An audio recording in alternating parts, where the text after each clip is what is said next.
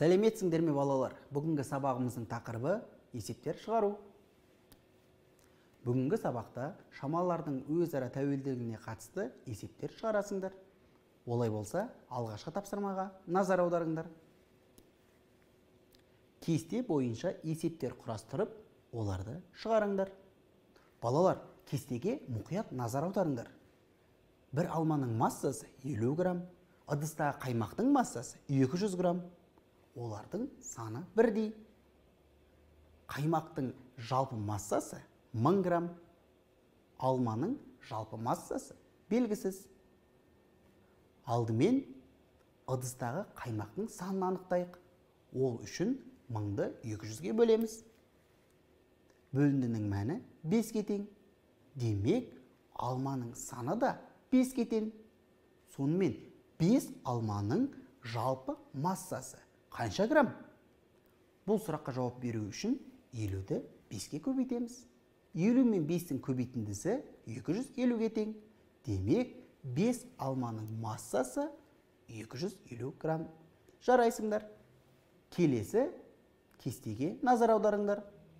Бір қаламның бағасы белгісіз, ал бір доптың бағасы 400 теңге. Қалам саны 10 дана, доптың саны 2 дана.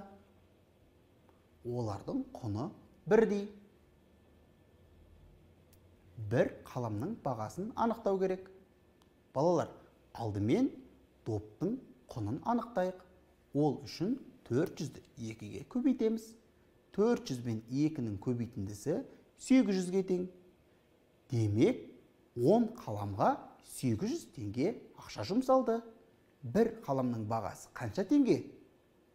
Бұл сұраққа жауап беру үшін 800-ді 10-ға бөлеміз.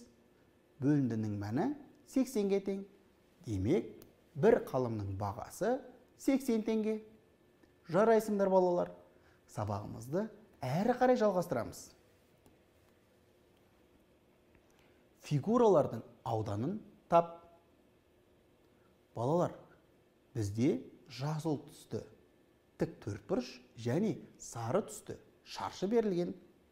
Тік төртбұрыштың ені 3 метр, ұзындығы 4 метр. Ал шаршының қабырғалары 5 метр. Бұл фигуралардың ауданын табайық. Балалар, тік төртбұрыштың фигураның ауданын қалай табамыз? Дұрыс айтасыңдар. Тік төртбұрышты фигураның ауданын табу үшін ені мен ұзындығын көбейтеміз. Яғни 3 метрді 4 метрге көбейтеміз.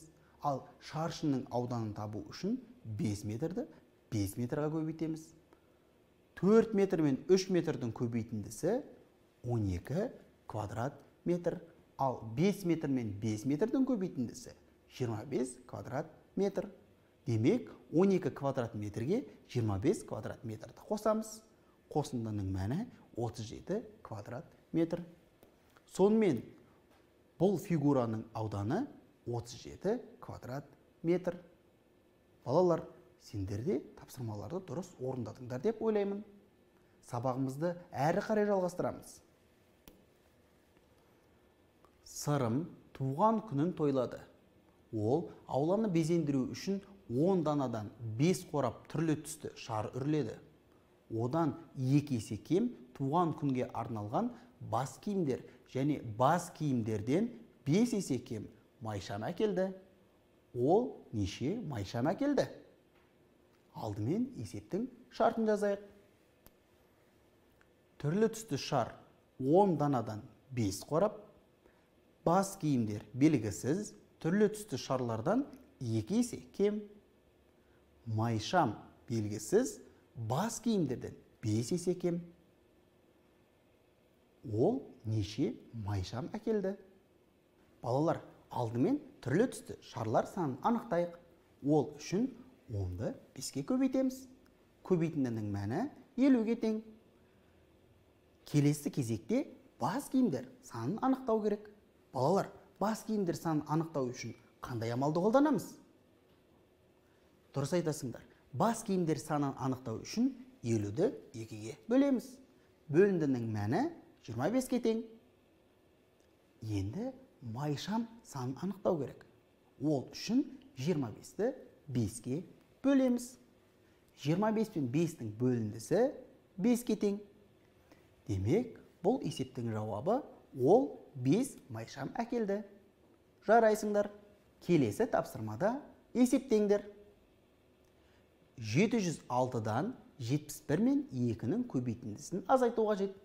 Балалар, алдымен қай амал орындалады? Дұрыс айтасыңдар, алдымен көбейту амалы орындалады. Яғни 71-ді 2-ге көбейтеміз. Көбейтіндінің мәні 142-ге тең. Демек, 706-дан 142-ні азайтамыз. Айырманың мәні 564-ке тең. Келесі өрнекте 37 мен 3-тің көбейтіндісіне 150 мен 2-нің көбейтіндісін қосуға жет. Балалар, 37 мен 3-тің көбейтіндісі қаншаға тең? Дұрыс айтасыңдар, 37 мен 3-тің көбейтіндісі 111-ге тең. 150 мен 2-нің көбейтіндісі 300-ге тең. 111 мен 300-дің қосындысы 411-ге тең.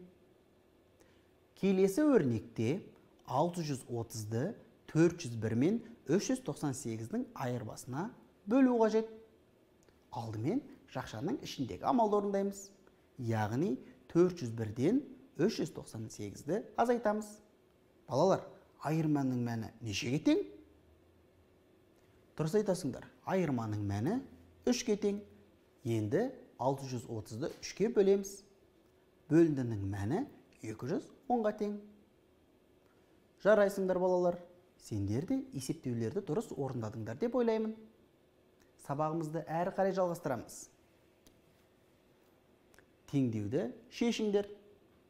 35 пен 3-тің көбейтіндісінің x-ке қосындысы 543 пен 392-нің қосындысына тең. Балалар, бұл күрделі теңдеу. Оны жай теңдеуге айналдырайық. Ол үшін 543 пен 392-нің қосындысын табу керек. Қосындының мәні 935-ке тең. Енді 35-ті 3-ке көбейтеміз. Балалар, 35 пен 3-тің көбейтіндісі нешеге тең? Дұрыс айтасыңдар.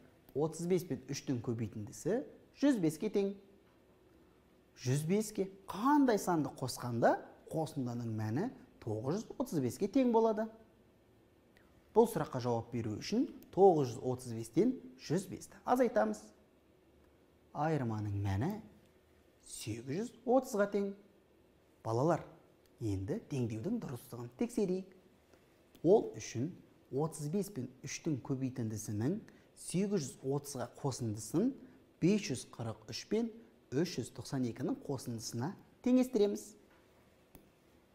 935 тең 935-ке. Демек, теңдеуді дұрыс шығардық. Жарайсыңдар.